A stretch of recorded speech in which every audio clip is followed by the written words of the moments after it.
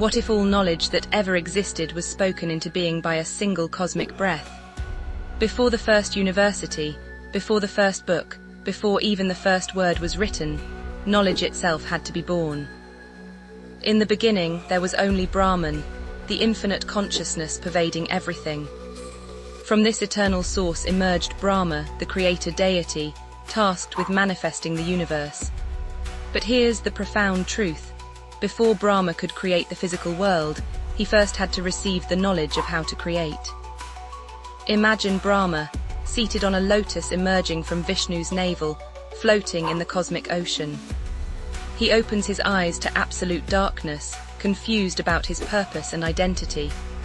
In his bewilderment, he hears a divine sound, the primordial Om, resonating through the void. This wasn't just any sound. It was the vibration of pure consciousness itself, the first manifestation of knowledge in the universe. From this sacred syllable, the Vedas burst forth like rivers of light. The Rig Veda emerged first, containing hymns of cosmic creation. Then came the Yajur Veda with its ritual formulas, the Sama Veda with melodious chants, and finally the Atharva Veda with practical wisdom. These weren't books written by humans. They were eternal truths, always existing in the fabric of reality, now revealed to consciousness. But knowledge needed a guardian, a divine force to preserve and transmit it. From Brahma's mouth emerged Saraswati, the goddess of wisdom, arts and learning. She personified the flowing nature of knowledge itself, like a river that nourishes all who approach her banks. Her 4 arms represented the 4 aspects of human personality: mind, intellect, alertness and ego. Her veena, the musical instrument, symbolized the harmony of all sciences. Brahma then created the Saptarishis, the 7 great sages, to be the first recipients and teachers of this divine knowledge. These weren't ordinary beings. They were mind-born sons of Brahma, created directly from his thoughts. Each rishi received specific portions of the Vedas, becoming living libraries of sacred wisdom. Rishi Brig received the knowledge of destiny and astrology. Sage Atri was given insights into medicine and healing. Vishwamitra, though born a king, earned his sage status through intense penance and received the Gayatri mantra, the most powerful verse for enlightenment. Vasishtha became the repository of dharma and righteous living.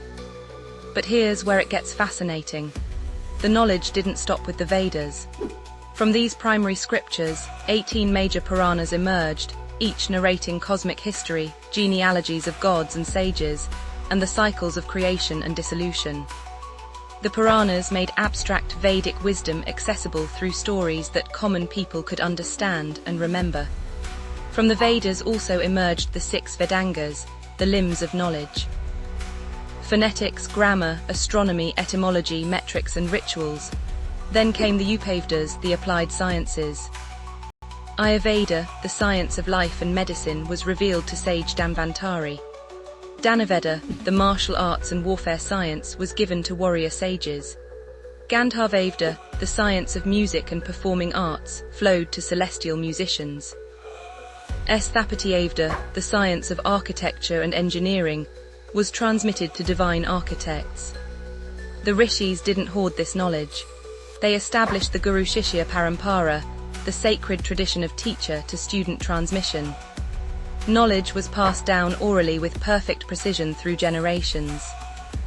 Students lived with teachers for years, absorbing not just information, but the very essence of wisdom through close association.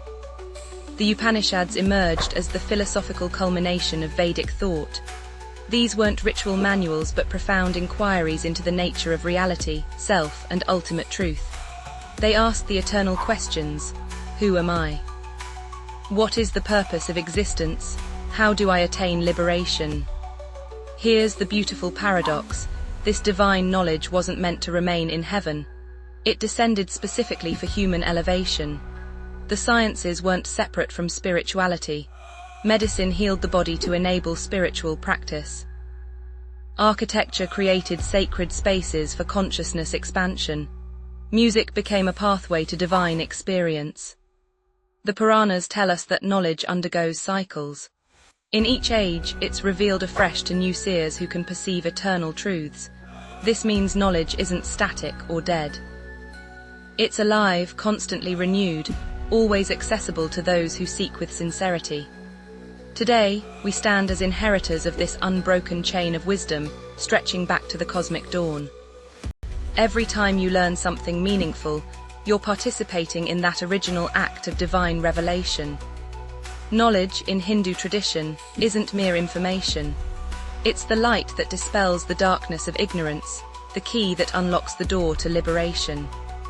The birth of divine knowledge teaches us that learning is sacred, that wisdom connects us to the cosmic source, and that sharing knowledge is the highest service to humanity.